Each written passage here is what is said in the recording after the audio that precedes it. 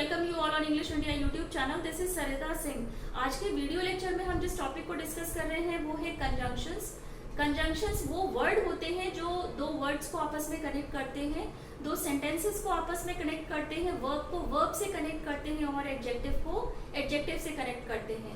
Conjunctions 3 type के होते हैं: coordinative conjunction, subordinative conjunction and correlative conjunction. तो सबसे पहले हम कोऑर्डिनेटिव कंजंक्शंस क्या होते हैं और वो उसके एग्जांपल्स क्या है, उससे सेंटेंस कैसे फॉर्म होते हैं उसे देखते हैं। तो कोऑर्डिनेटिव कंजंक्शन वो कंजंक्शन होते हैं which are used to connect two और मोर इक्वल ग्रामेटिकल एलिमेंट्स। मतलब कोऑर्डिनेटिव कंजंक्शन जैसे कि नाम से ही हमें दिख रहा है कोऑर्डिनेटिव, तो कोऑर्डिनेटिव कंजंक्शंस वो कंजंक्शंस होते हैं जो कि दो सेंटेंसेस को आपस में कनेक्ट करते हैं जिनका ग्रामेटिकल एलिमेंट या ये कह लें कि जो ग्रामेटिकली जो सेंटेंस कंप्लीट होते हैं या जिनका इक्वल मीनिंग होता है। यहाँ पर जो कोऑर्डिनेटिव कंजंक्शंस हैं वो होते हैं फॉर एंड नॉर, बट और येट सो। तो ये सभी कोऑर्डिनेटिव कंजंक्शन है। एक इसका ट्रिक भी है फैन बॉयज की। तो फैन बॉयज में जो कंजंक्शन आते हैं जैसे F for A for and, N for nor and B for but, O for or and Y for yet and so. तो ये फैन बॉयज की एक ट्रिक है। फैन बॉयज से आप रिकॉग्नाइज कर सकते हैं कि फैन बॉयज में जो भी वर्ड्स आते हैं वो सभी कोऑर्डिनेटिव कंजंक्शंस हैं। एग्जांपल देखते हैं। तो यहाँ पर एक सेंटेंस लिखा है मैंने, he might have gone to the park, he may have returned home. तो यहाँ पर दो सेंटेंस है। पहला सेंटेंस है he might have gone to the park and दूसरा सेंटेंस है he may have returned home. तो यहाँ पर हमने दो सेंटेंसेस को लिखा है। ग्रामेटिकली दोनों का सेंस इक्वल आ रहा है, दोनों सेंटेंसेस में ही एक सब्जेक्ट और एक वर्ब है। तो जब इन दो इक्वल एलिमेंट्स को या ये कह लें इक्वल सेंस के सेंटेंस को जब हम ऐड करते हैं तो हम जिस कंजंक्शन का यूज करते हैं या जो कंजंक्शन इन दोनों सेंटेंस को कनेक्ट करती है उन कंजंक्शंस को हम कोऑर्डिनेटिव कंजंक्शन बोलते हैं। अब जब हमने इस सेंटेंस को कंजंक्शन से कनेक्ट करा है, जब कोऑर्डिनेटिव कंजंक्शन से हमने इस सेंटेंस को कनेक्ट करा है, तब इस ये सेंस देगा he might have gone to the park और he may have returned home। या तो वो पार्क गया होगा या वो घर पहुंच चुका होगा। तो यहाँ पर जो और का सेंस आ रहा है वो कोऑर्डिनेटिव सेंटेंस कोऑर्डिनेटिव कंजंक्शन है, क्योंकि उसने दो इक्वल सेंटेंस को आपस में कनेक्ट करा है। सबऑर्डिनेटिव कंजंक्शंस क्या होते हैं? Subordinative conjunction used to connect a dependent clause to an independent clause। तो जब ये clause की बात आती है तो clauses क्या होते हैं? Clauses एक group of word है जिसमें हमेशा ही एक subject होता है और एक verb होती है। ये अपने आप में एक sense देता है। मतलब अगर आपने कोई कुछ बोला है तो वो अपने आप में एक sense देगा। जैसे कि he came, तो यहाँ पर he subject है, came verb है, तो हमें ये पता चल रहा है कि हाँ वो आया। क्लॉजेस हमेशा ही एक कंप्लीट सेंस देते हैं। तो जो इंडिपेंडेंट क्लॉज होता है वो हमेशा ही कंप्लीट सेंस देता है और जो डिपेंडेंट क्लॉज होता है वो डिपेंड करता है इंडिपेंडेंट क्लॉज पर। एग्जांपल से हम समझेंगे तो सबऑर्डिनेटिव कंजंक्शंस में जो कंजंक्शंस आते हैं वो है after, although, as long as, before, once, since, where as. ये सभी कोऑर्डिनेटिव सबऑर्डिनेटिव कंजंक्शंस के एग्जाम्पल हैं। अब यहाँ पर दो एग्जाम्पल्स मैंने लिखे हैं। पहला एग्जाम्पल है whenever it rains, कॉमा लगा हुआ है। तो यहाँ पर whenever it rains जब हम बोल रहे हैं तो इससे कोई भी सेंस नहीं आ रहा है। नेक्स्ट सेंटेंस जो है वो है we stay inside and watch movie। तो अगर हम we stay inside and watch movies को अगर हम बोलते हैं या पढ़ते हैं तो अपने आप में एक कंप्लीट सेंस देता है कि हाँ हम अंदर थे और हम मूवी देख रहे थे। तो ये इंडिपेंडेंट क्लॉज है क्योंकि इसका अपना एक कंप्लीट सेंस है। इसको पढ़ने पर या इसको लिखने पर एक हमें कंप्लीट सेंस आ रहा है। Whenever it rains इस इंडिपेंडेंट क्लॉज पे डिपेंड है, क्योंकि जब तक हम इंडिपेंडेंट क्लॉज को नहीं लिखेंगे, जब तक हम ये नहीं लिखेंगे we stay inside and watch movie, तब तक हमें इस सेंटेंस का या इस क्लॉज का मीनिंग नहीं समझ में आएगा।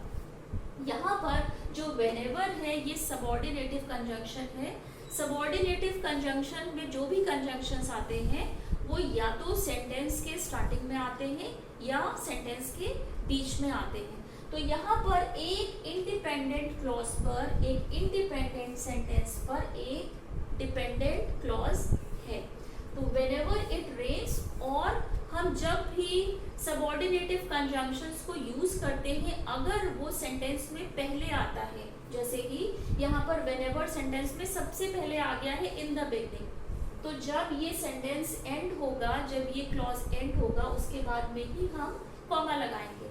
तो whenever it rains we stay inside and watch movie.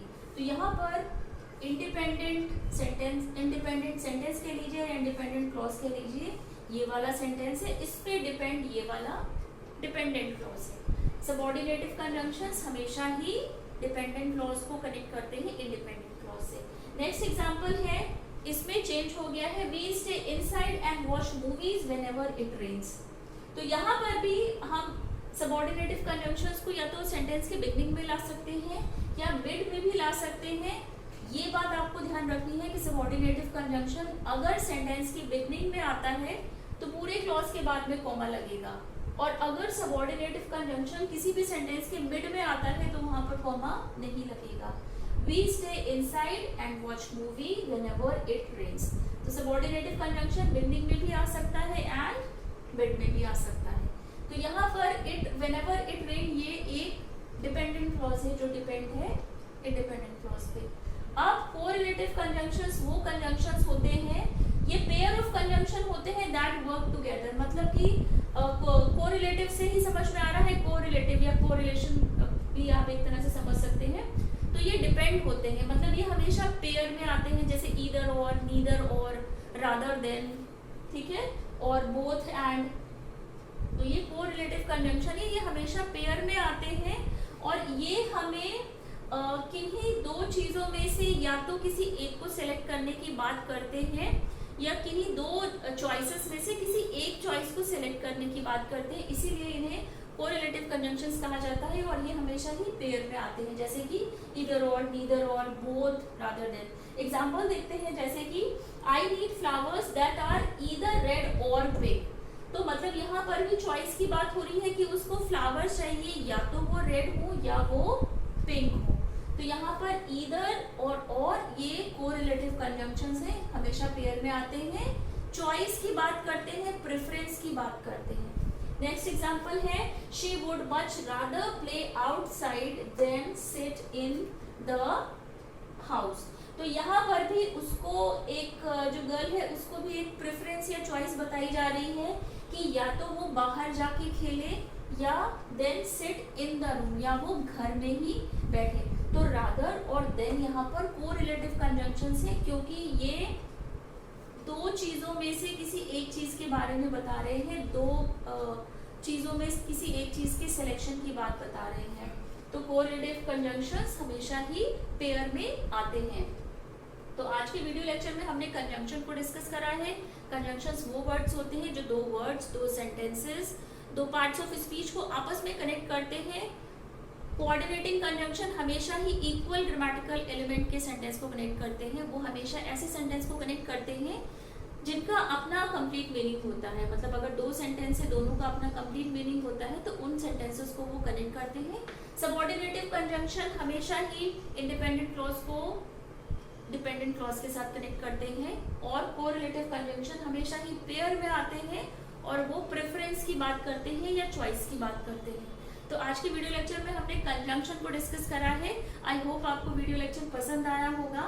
Channel को लाइक, सब्सक्राइब एंड शेयर जरूर करिएगा, बेल आइकन को प्रेस कर दीजिएगा। टिल देन टेक केयर, मिलते हैं अपने नेक्स्ट वीडियो लेक्चर में।